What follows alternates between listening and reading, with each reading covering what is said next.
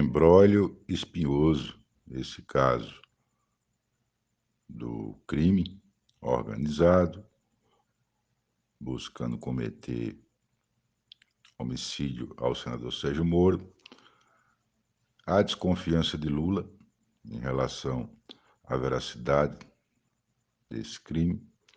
e o esclarecimento na tarde de hoje, 23 de março, que de fato tudo estava planejado, tudo estava bem articulado pelo crime organizado e Sérgio Moro e sua família, mais promotores, eram sim alvos do crime. Mas politicamente, o que implica todo este imbróglio? Implica que teremos cada vez mais situações como essas surgindo no decorrer de todo o mandato do governo Lula. Conta de que as pessoas que estão dentro do campo bolsonarista, elas não aceitam de jeito nenhum a derrota ainda nas eleições e nem permitem, historicamente, que a classe trabalhadora tenha suas representações, suas pautas, suas demandas observadas no Congresso Nacional e na Presidência da República. Essas pessoas que têm um vínculo ideológico com a direita, com a extrema-direita, com o neofascismo, são pessoas violentas, truculentas, que pregam o ódio como relação social, violência como relação social, e não percebem todo o conjunto de possibilidades que o povo brasileiro tem para a convivência. Não percebe solidariedade, não percebe afeto, criatividade, perspectivas, geração de emprego. É uma realidade que há bastante tempo, mais de século, se configurou e estamos vendo bolsões de pobreza com pessoas famintas, desesperadas, sem dinheiro para comprar nenhuma medicação simples, às vezes até no SUS falta, nas filas dos hospitais, fora das escolas, sem habitação. É uma tragédia imensa na realidade brasileira e que a direita insiste em esconder e que a grande elite insiste em ignorar e que a esquerda progressista leva esse fardo nas costas numa perspectiva utópica, muitas vezes, de tentar ou superar, pelo menos minimizar. E aí esse é o grande fundo de debate e de embates que há entre esses campos que estão se configurando, entre a direita e o campo da esquerda, que busca a inclusão, que busca a distribuição de renda, geração de emprego, fortalecimento da economia. O senador Sérgio Moro aproveita esse apelo que está na consciência brasileira da comoção e faz de si o centro da atenção, gera uma solidariedade de canto a canto de todos os opositores do governo Lula, inclusive de próprios apoiadores de Lula, que faz com que reverencie solidariedade a ele e assim justo seja que o crime estaria tendo-o como alvo. Está configurado através da divulgação dos sigilos de investigação da Polícia Federal, que realmente aconteceu. Então, Lula agora sabe, assim como todos nós sabemos, que não era armação de Moro, que é costumeiro dele, é do modus operandi, é da prática dele, é do dia a dia e sempre foi. Uma pessoa que está como o pior exemplo de se exercer o cargo de juiz em várias universidades, vários centros acadêmicos do mundo. A Lava Jato se tornou um estudo de tanto erro que ocorreu, de tanta barbaridade dos princípios básicos do direito que ocorreu, com o simples intuito de bloquear a ascensão da classe trabalhadora e dos representantes dela para que se faça justiça social nesse país, que há séculos não se cumpre, se promete, mas não se cumpre, e todas as vezes que há uma promessa, disse que há uma possibilidade de viabilizar, existe um golpe, e mais uma vez se retoma a situação da pior ou das mais graves má distribuição de renda do mundo.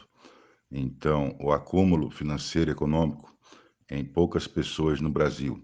enquanto que há bolsões gigantes de pobreza num país rico de natureza, de força de trabalho, de mercado de consumo, é um absurdo que não tem equação que justifique, a não ser a ganância de uma elite e seus descendentes que há mais de 300 anos dominam e comandam esse país. Essas pessoas estão agora muito sentidas com essa fala de Lula justa, de alguém que sofreu a maldade de Sérgio Moro, de um Dallagnol e dessa senhora Gabriela, essa doutora juíza, entre outras pessoas. A maldade que foi revelada por um hacker através de um grande jornalista, ganhador do prêmio Puzzle, o jornalista Glenn Hall, mostrou claramente que havia uma quadrilha política escondida nas togas da magistratura, que o único objetivo era coibir, mais uma vez, a eleição de um governo popular, de um governo progressista, de um governo humanista.